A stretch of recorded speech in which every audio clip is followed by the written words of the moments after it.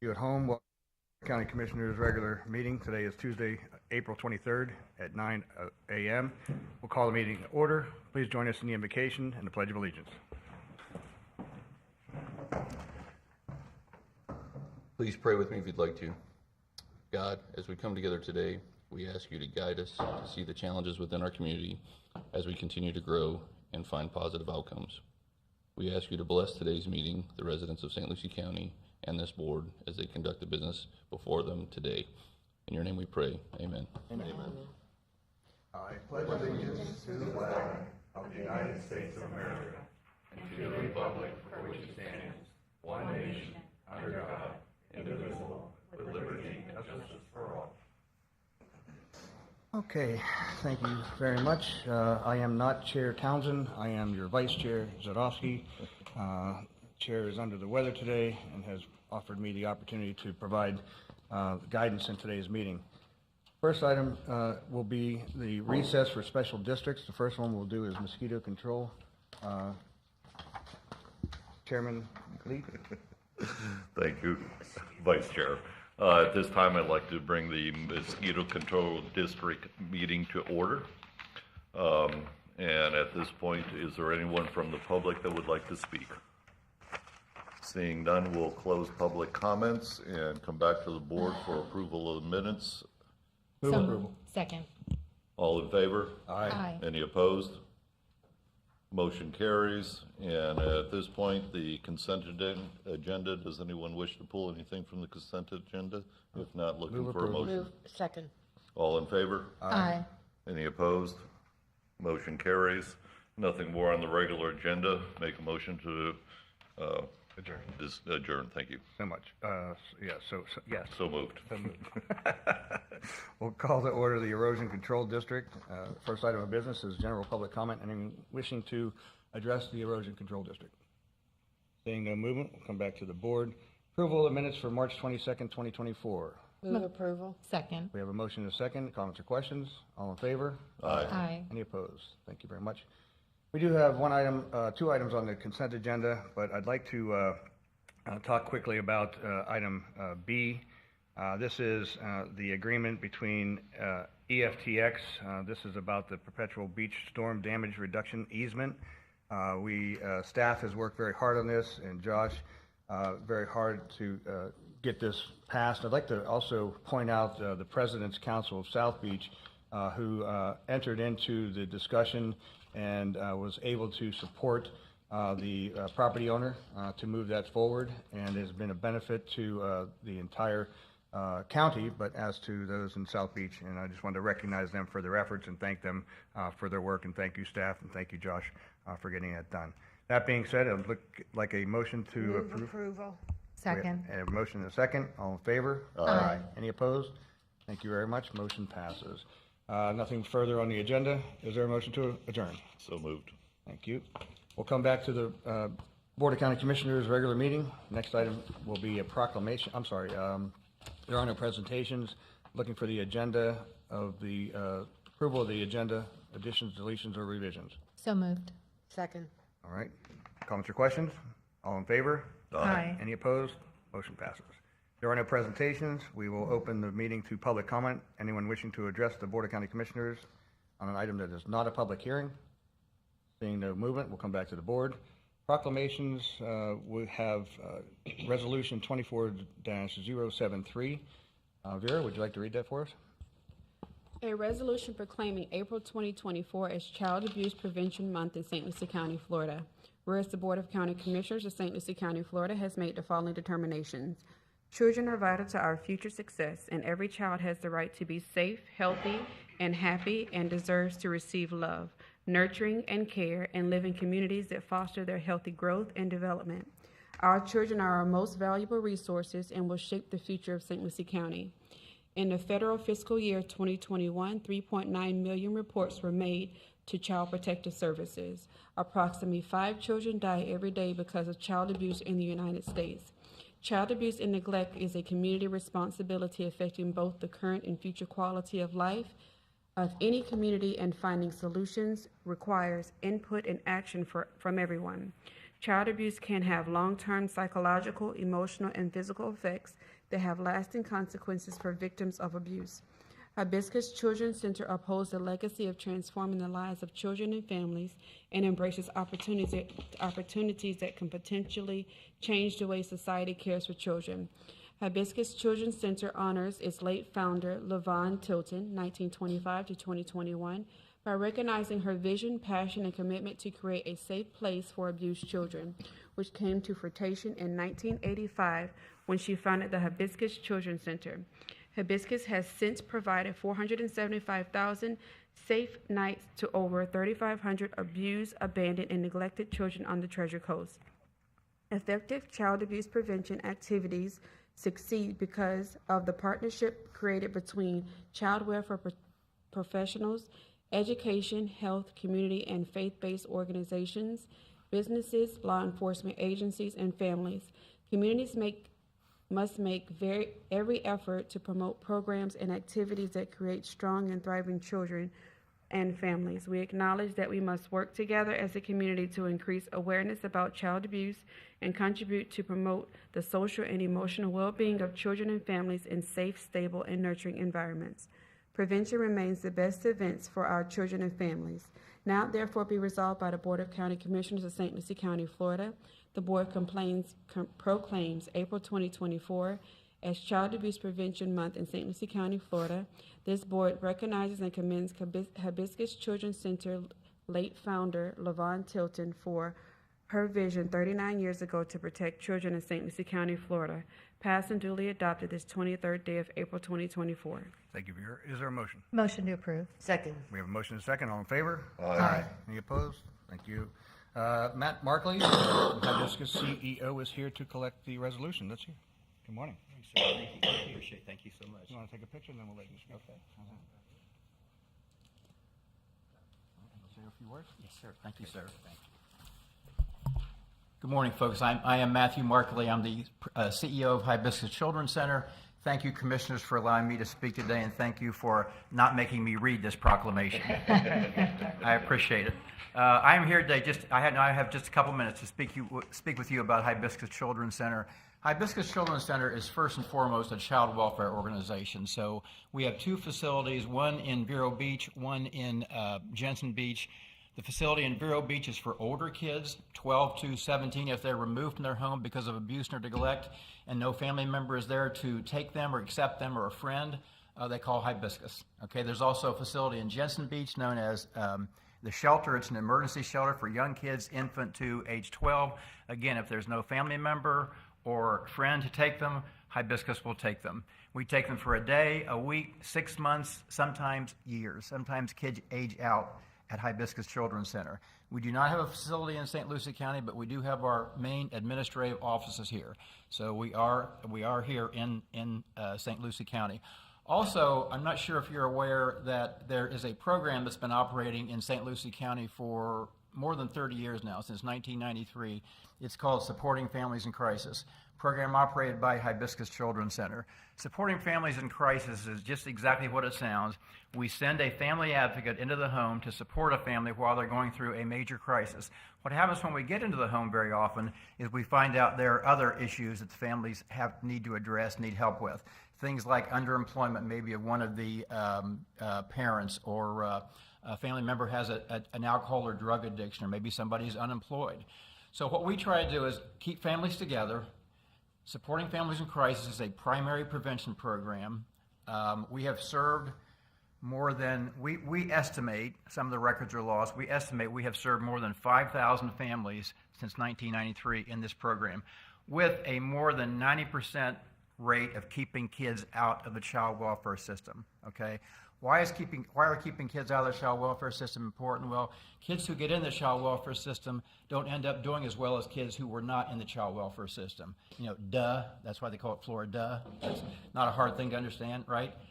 3 times less likely to graduate from high school, 5 times more likely to become drug addicted, and about 1 in 5 of people in the prison system, state prison system in Florida, were in the child welfare system. So, Supporting Families in Crisis, if you can support Hibiscus, make a donation, go on our webpage, make a donation. It's an extraordinary program, and it helps with Child Prevention Month. So may I answer any questions from commissioners? Thank you, Any folks, questions? for letting me be here. Thank you for your service, doing what you do. That's great. All right. Mr. Thank you. Parks? Thank you. We So- appreciate One it. more. Familiar with hibiscus? Thank you for what you do. I would say every month should be Child Abuse Prevention Month. We agree. We Our agree. kids are our most important asset. Yep. Thank you. Thank you. Thank you so much. So Thanks, Matt, you folks. did mention about donations and sponsors and volunteers. What's Yes, the we website need again? volunteers, we need in-kind donations, we need any kind of donations you want to make, Now anybody they- wants to make. How do they get a hold of you? Well, it's on our webpage. If you go on our webpage, it's very easy to donate, correct, Tracy? Okay. And your webpage is? www.hibiscuschildrencenter.org. Perfect. Okay. All right. Thank you. Thank got you, it. sir. Thank you, Matt. All right, moving right along. The minutes of the March 22nd meeting and the second meeting is March 26th. Is there any corrections, deletions, approvals? Move approval. Second. We have a motion and a second. All in favor? Aye. Any opposed? Motion passes. Next item is the consent agenda. Is there any item a commissioner would like to pull for special vote, conversation, or separate vote? No? Move approval. We have a motion to approve. Second. We have a second. Any comments or questions on the item? Hearing none, all in favor? Aye. Any opposed? Motion passes unanimously. I think we'll move on to public hearings. Big consent agenda. All right, they're stirring. Next item will be public hearing, and this is going to be public safety. This is public hearing on ordinance number 2024-016, Certificate of Public Convenience and Necessity. Ron is here, Sarah's here. Good morning. Good morning. Good morning, Vice Chair, Commissioners. My name is Ron Guerrero. I'm the Public Safety Director for the county. And joining me this morning is Assistant County Attorney Sarah Forbes. We're going to be discussing the Certificate of Public Convenience and Necessities transfer and assignability section revision that we had once last month asked you to do the permission to advertise, and that was done in the St. Lucie Tribune on April 11th of 2024.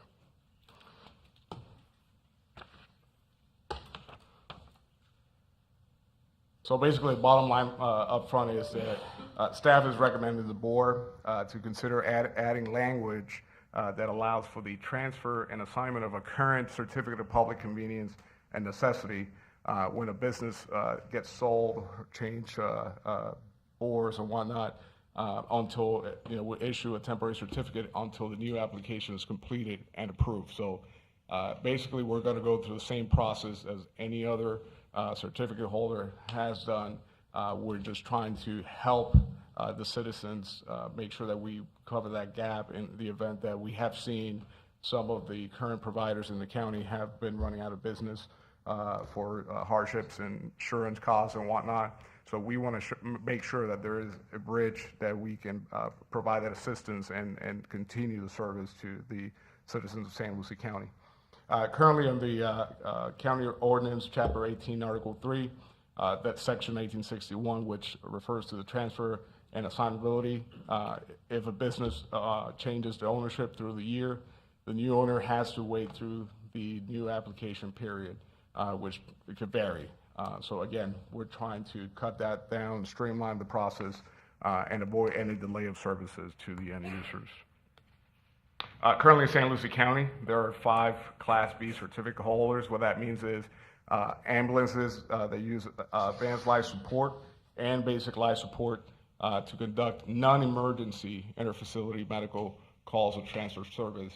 So everything else that you see at an accident that is an emergency is handled by the St. Lucie County Fire District. So that is the Class A holder. Additionally, there's 12 Class F certificate holders.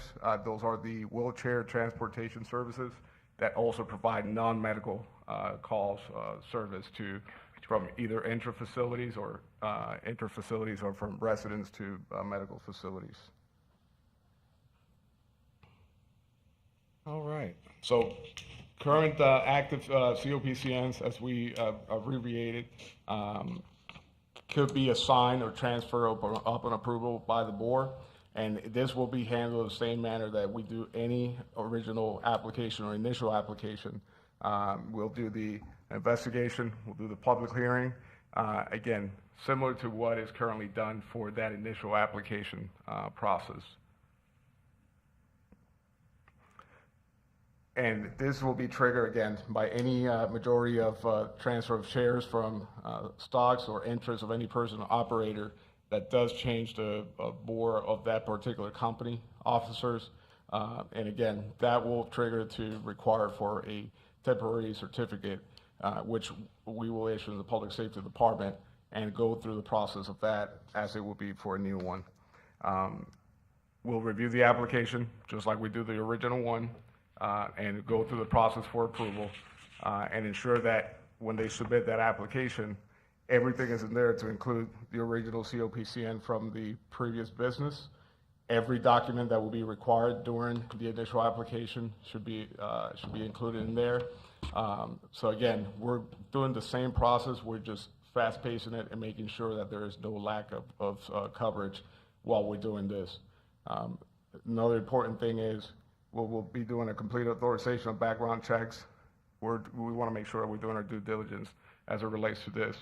And again, that the business that is taking over does have current legal status, that it's not just some random business coming in that is non-licensed to operate in the state and taking over for another company. So again, we're going to be doing our due diligence as far as that temporary certificate to ensure that that process is one that works. Again, they're going to be doing paying a fee, just like any other initial applicant would be doing. So there's a consistency with that. The biggest thing is that proof of insurance. In order for this type of certificate of public convenience and necessity, there's definitely a higher need for insurance, whether it's that commercial liability or automobile insurance. So we want to make sure that we are capturing that, and we have been working with the county attorney's office to make sure that those fall in place, along with our neighboring counties and such. So once we go through the process, they'll turn it in. We'll go ahead and make sure that we're looking at the COPCN application and that they have 60 days from the date they sell the business to make sure that they have submitted a complete application with the original certificate. So we're giving them a 60-day period to ensure that they are providing all the documentation that is required that I just went through.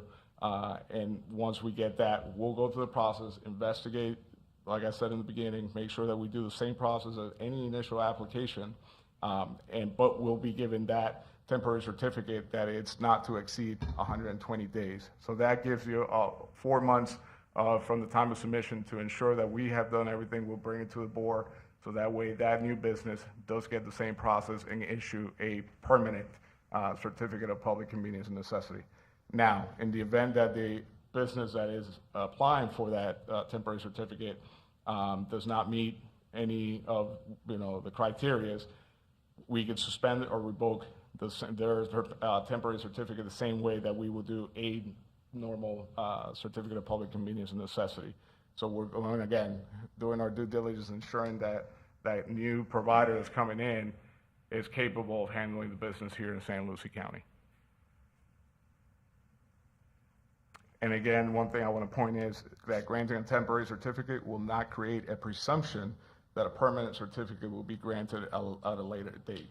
So again, many things could go through the process that will prevent from that new business that's trying to come in and took over that other business and has a temporary certificate. Might turn out that they may not get a permanent certificate. And with that, that concludes my presentation. We do have a companion agenda item that is the schedule fee. So that you'll see us again, or if you would like for us to present. Yeah, why don't you go ahead. We're going to move on to the regular agenda item 12C. Then what we hear it, and then we can have that discussion, and then we'll open up the public hearing on the first item. Yes, sir, thank you. So it basically ties into this temporary certificate. Working with the county attorneys, it has been determined that it is appropriate to repeal resolution number 21-368 to establish a fee for the applications for the issuance of temporary certificates of public convenience in addition to the application and renewal fee. So again, the bottom line up front with that one is, since we're adding this temporary certificate, we're adding a fee to ensure that we cover the cost of the staff and the process that goes into this certificate of public convenience and necessity. Therefore, we need to revise that schedule fee, or fee schedule, I'm sorry. Okay. Any questions for I staff? have a couple. Okay. Thank you. So hypothetically, Ron, Yes, ma'am. I buy a new company. Correct. How quick will I get that temporary? So immediately, if you submit everything, let's say in 1 week, So when I submit something, I'm going to have proof of insurance at that point. Correct. Correct? Background check? correct. Do we do background checks on the initial employees, or do they give us They give us the background the check? background check.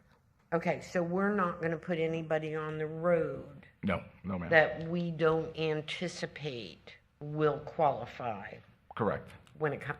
Thank you for that Correct. clarification. Yes, ma'am. You're welcome. Oh, yeah. Any other questions, staff? Mr. This is a public, I'm sorry, did you have one? Well, I'll let you open up to public Okay. comment then. This is a public hearing. Anyone wishing to address the board on this item, please come forward. Seeing no movement, we'll come back to the board. Commissioner? Just a comment. Just want to thank you again for identifying something that could affect our residents.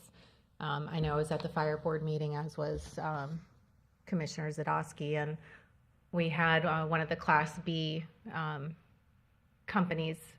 He was there and mentioned that the transports are through the roof, the numbers. They are running a lot of calls. So this is definitely will help to prohibit gaps in services that could, affect our residents in a negative way. So thank you. Thank you, Commissioner. And yes, I mean, this goes in, and one side note is, besides myself bringing this to you, this particular section, we are doing a full revamp of the ordinance itself for the Certificate of Public Convenience and Necessity because of that factor, the growth. The calls of service have increased, just for the 5 district itself, tremendously. And therefore, for those that are doing interfacility has also increased. So my main goal in the Public Safety Department is to always try to have a forward posture. And yes, there's definitely going to be a increased need for additional providers to come in based on what we're seeing from the population growth. But yet, we're going to go ahead and again do our due diligence. We're going to be doing a proper needs assessment as we're going through this full ordinance revision. That way we can have actual facts from the healthcare facilities that are going to be responding to those needs assessment surveys, and we'll come back and present it to you so you can see that Skype, the spike in calls for service. Okay, any questions? No, sir. All right, this is on the public hearing, 11A1. Is there a motion? So moved. Second. We have a motion and a second to approve. Chair, pardon me, public comment. We already did it. Okay. Yep, we opened it and closed it. Thank you very much, sir. Fast. All right, so I go a little faster than my predecessor. And a little quieter. All right, so we have a motion and a second to approve. Comments or questions? Hearing none. All in favor? Aye. Any opposed? Motion passes unanimously. Moving on to 12C, we just heard also, we'll go ahead and work on that. This is not a public hearing. So is there a motion? So moved. We have a motion. Second. Second. All in favor? Aye. Opposed? Motion passes unanimously. All right, now we'll move back to the regular agenda. And where am I at? I'm going to turn this over to Dan. Thank you, Mr. Chairman. This item is 12A1. It is on the regular agenda. It relates to a bond issue that the county issued back in 2003. It was a solid waste disposal revenue refunding bond on behalf of Florida Power and Light. Proceeds were loaned to Florida Power and Light to refinance certain bonds issued by the county previously. They are conduit bonds in the sense A lot of the bonds that we issue are supported by county revenues, either usually a revenue bond, special assessments, things like that. These are not those kind of bonds. There are no county revenues involved in this. This is simply a conduit issue, and it's supported really by revenues from Florida Power and Light. Those 2003 bonds mature in May of this year, and Florida Power and Light has requested that the county and the trustee approve an extension of the maturity date of those bonds to May 1st, 2009. There's a draft resolution prepared by the county's bond council, which if adopted would extend that maturity date. I do think there are representatives of Florida Power and Light in the audience if the board has any questions about the bonds or the use thereof, but absent that, staff recommends approval. Any questions of staff? Any questions of FPL? Hearing none. Regular agenda item, is there a motion? Move approval. Second. We have a motion and a second. Comments or questions on the item? Hearing none. All in favor? Aye. Any opposed? Motion passes unanimously. Moving on to item 12A2. Thank you, Mr. Chair, sorry. Got in the groove here. You and wear blew that a one, set of heels so in safe space one day, and That's then right. you get into that every time. You got me there. This item will be presented by Property Acquisition Manager Joanne Riley. There are representatives of Community Services Department, which will be the end user, also in the audience in case the board has any questions about that. Any questions of staff? Hi, Joanne. Good morning, Vice Chair Sadowski and members of the board. For the record, Joanne Riley, Property Acquisition Manager. Item 12A2 is a contract for sale and purchase of a piece of property. And by way of background, veterans often face homelessness as a result of untreated PTSD, substance abuse, limited access to health care, difficulty adjusting to civilian life, and financial hardships. Considering this vulnerability, it is essential to provide comprehensive solutions, including affordable housing, health care, access, employment support, and customized support services. On your monitor, you will see a piece of property highlighted in yellow. On February the 6th of this year, St. Lucie County submitted a letter of interest to GP Hospitality, the owners of this motel located at 3455 North US Highway 1, with the intention of converting the motel into a shelter for homeless veterans. The property consists of 2.39 acres of land. The proposed shelter would consist of 11 individual rooms, plus a 2-bedroom, 2-bath unit, as well as a kitchen, dining area, and office space for case management. During the 23-24 state legislative session, St. Lucie County received funding of $875,000 to address veterans' homelessness. Funds provided from this appropriation will be leveraged with additional funding that has been identified to acquire and rehabilitate the property. The shelter will be operated and maintained by an entity identified through a request for qualification. This initiative aligns with our strategic plan goal number 4, Thriving Community, Objective 5.3, which aims to address the needs and provide options for the county's most vulnerable populations. Per county policy, the county had 2 appraisals prepared on this property. Callaway and Price, as well as Boyle and Drake, indicated that the fair market value of this property was $1 million. The county presented a contract for sale and purchase to GP Hospitality for $1 million. GP Hospitality submitted a counteroffer of $1.3 million. The county worked with our appraisals and appraisers and determined that we felt that we could respond with a counteroffer of $1.15 million, which was within the range of value identified by our appraisers. Earlier this morning on the consent agenda, this board approved a funding agreement in the amount of $875,000 from the Florida Department of Veterans Affairs.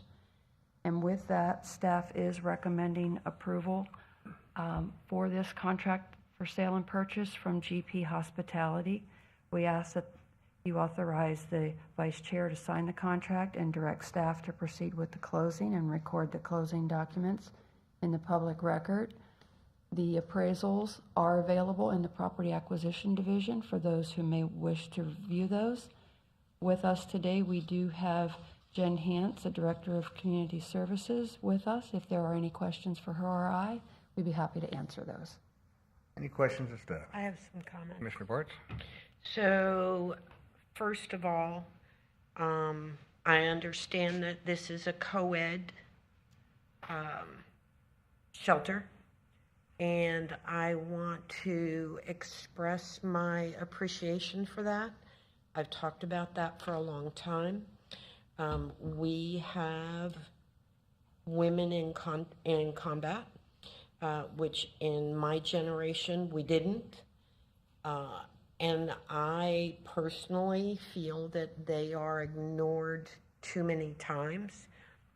They are like any other veteran, going through the same type of things: PTSD, drug addictions, alcoholism, all of those coping mechanisms. So I commend the staff. Jen, I commend you for picking up the ball and running with this. I think it is so important, but once again, the fact that it is going to be co-ed is more than commendable. Thank you. Mr. Chair. Commissioner? Yeah, I want to thank you for continuously keeping your eye out for an alternate location for what was originally proposed. I think this is a much better site with room for expansion down the road. And again, Commissioner Zadowski and I were at a dedication this Saturday down in Port St. Lucie for the Iraqi and Afghanistan. I didn't see you there. I'm sorry. I was there. But I learned a couple of things. So Florida has the third largest population of veterans. We have roughly about 1.4 million, which I think is pretty amazing. And then I won't take the thunder, but Mr. Hartzell had some really amazing words about our Arnie Copas building, and I'll let the chair share them if you'd like. I'll come back. I'd like to thank you also, getting the veterans especially off the streets and your dedication to looking for that for not only for the veterans, but for the homeless and all. I really appreciate the staff and what you've done, so thank you. All right. This goes to, this board and previous boards have an affinity for our veterans. Let's face it. Breathe. Don't cry. Breathe. It's a thing.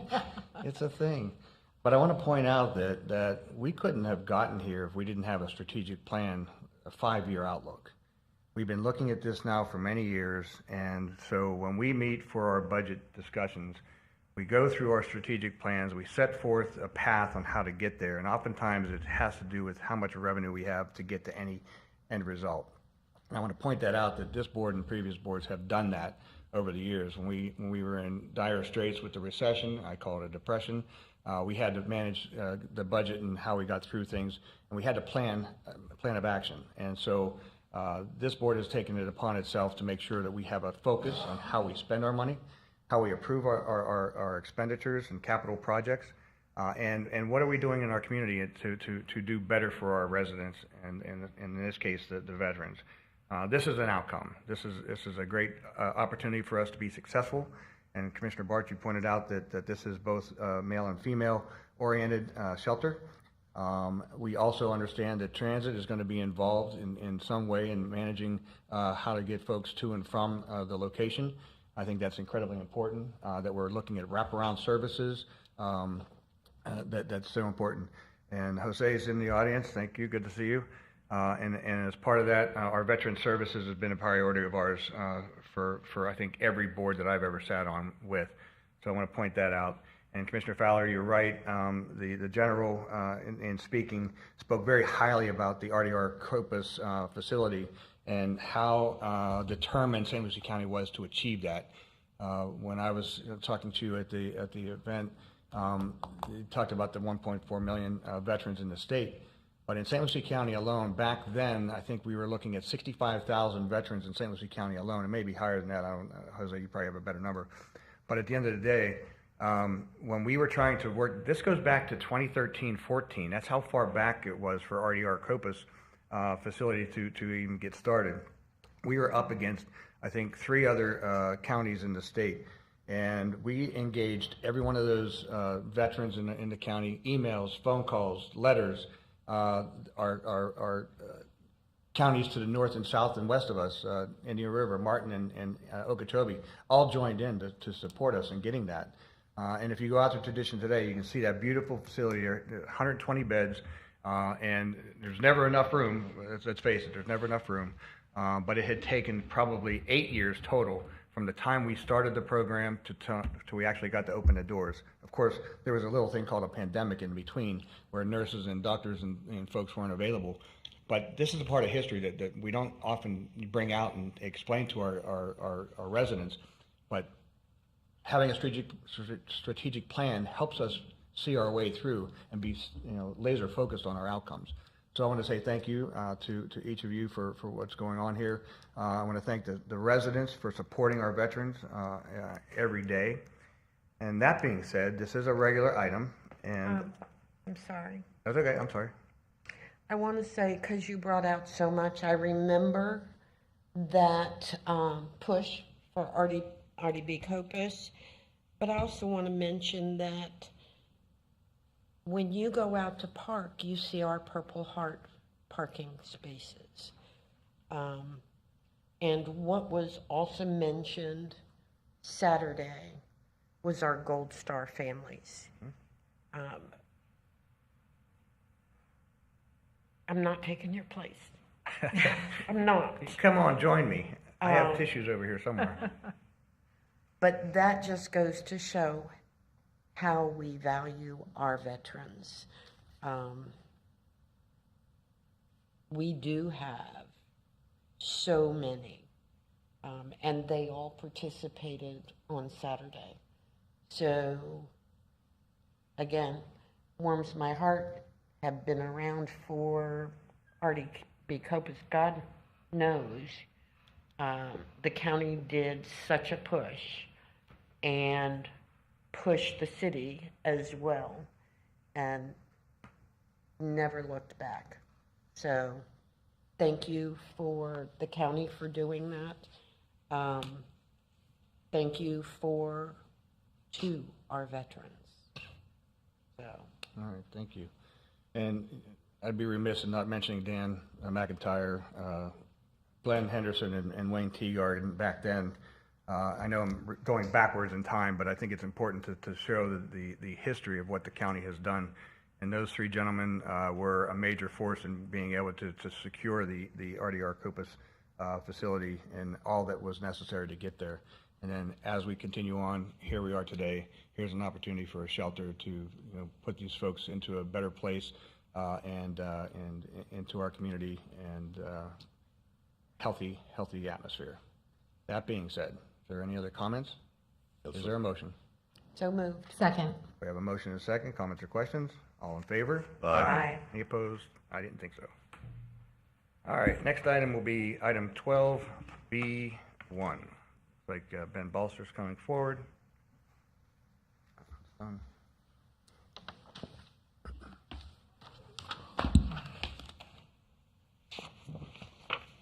Morning, Ben. Good morning, Vice Chair Zadowski, Commissioners, Ben Balser, Planning and Development Services Director for the record, and I'm here to go over the projects that received administrative approvals for the month of March. The first project is a targeted industry known as the major adjustment to the Silverline Plastics minor site plan. The project is located on the northeast corner of DeGiorgio and Enterprise Road in Fort Pierce with the industrial light zoning designation.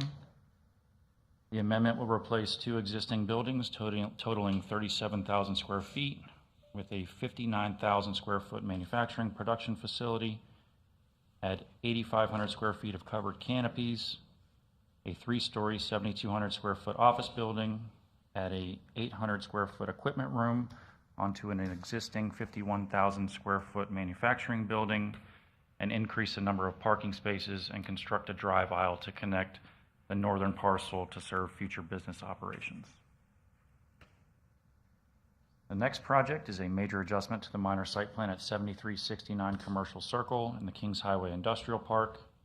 The adjustment provides for 5,000 square feet of building space with 2,800 square feet of paved area. The previous development on the parcel included another 5,000 square foot building and 8,800 square feet of pavement with associated stormwater and landscaping. And the final administrative approval is FPL's Woodstock Solar Energy Facility through the minor site plan approval process. This is another 74.5 megawatt solar generation station, and this one is located on 603 acres of Ag 5 property. It is in the far northwest corner of St. Lucie County, adjacent to Okeechobee County, and is at approximately 5 miles north of Orange Avenue. And that concludes the administrative approval update for the month of March. Thank you. Any questions of Ben? No? Thank you, Ben. I just wanted to point out in the slides you showed the targeted industries. Again, back to the board's focus on bringing jobs to the community and changing the economic dynamic of the community is incredibly important. Has been for this, again, this board and previous boards, our strategic plan, all of which comes into play in these types of events, and then the streamlining of having you be able to do administrative approvals instead of going through additional lengthy time coming back to the board on things that can be done in the office. I just wanted to point that out. Sir, thank you very much. All right, thank you. It looks as though we come to the end of the agenda. I did want to make a quick thing, and Rebecca's probably not going to like me very well, but can I have you come up here for a minute? An item on the consent agenda was L1, and I think it's important to point this out because, again, back to this board and previous boards, paying attention to our environment. The Indian River Lagoon has been an important issue for all of us, and the value of the Indian River Lagoon is incredibly important to our economy. I think it was Scott from Maverick who said it was a blue economy, and the lagoon is about an $8 billion economic engine. And so this item is an approval to the amendment to the Florida Department of Environmental Protection grant for the North Hutchinson Island septic to sewer. I think it's important to point this out because this is an area that directly contributes to the Indian River Lagoon and its health. So Rebecca, can you just kind of give us a brief overview as to where we are and how we're going to move forward with this? Sorry to put you under the spot, but because this is the American Rescue Plan, it also is revenue that came to us as a gift, and I think it's important that we have shown that we've done good work in focusing our attention to grants that come to us and put them in a good place. All right, no problem. Thank you, Vice Chair Zadowski. Members of the board, thank you for the impromptu assignment. Here's the here. bus. Is that what you're saying? So this item is an amendment to we do have an existing agreement with the DEP for $5.75 million. This is a 50% match, so we're coming up with some of the money to match this, and some of that money is going to be ARP funds. This project is to eliminate or attempt to eliminate septic tanks on North Hutchinson Island. We've got final plans, and we have an MSBU hearing next meeting, May 7th. So this is moving right along. We're pretty excited about it, and just looking forward to seeing how things play out. I can tell you the neighbors up there are very interested in seeing it get done. Any questions from the board? Thank you. Thanks. Sorry to do that to you, but Are you? Thank you. not really. But those are important ones, that really show what we're trying to do with our environment and so on and so forth. That's it. It comes to the end of our agenda. George, would you like to give us the announcements? Thank you, Vice Chair. The Board of County Commissioners will hold a regular meeting on Tuesday, May 7th, 2024 at 6 p.m. And in addition, the Board of County Commissioners will hold an informal meeting on Tuesday, May 14th, 2024 at 9 a.m. Both of those meetings will be here in the Commission Chambers of the Roger Portis Administration Annex located at 2300 Virginia Avenue in Fort Pierce. And Jason will handle the announcements. Public safety staff will host a series of community preparedness presentations to help residents better prepare for natural and man-made disasters.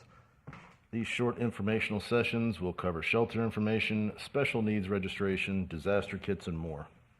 Presentations are scheduled for Tuesday, April 30 from 5:30 to 6:30 p.m. at the Susan B. Kilmer Library, 101 Melody Lane, Fort Pierce. Tuesday, May 7 from 2:30 to 3:30 p.m. at the Morningside Library, 2410 Southeast Morningside Boulevard, Port St. Lucie. And Thursday, June 6 from 5 to 6 p.m. at the Zora Neale Hurston Branch Library, 3008 Avenue D, Fort Pierce. St. Lucie County is also hosting a public kickoff meeting for Project Development and Environment, PD&E, study for the potential widening of Glades Cutoff Road, widening between Rangelide Road and Selvets Road.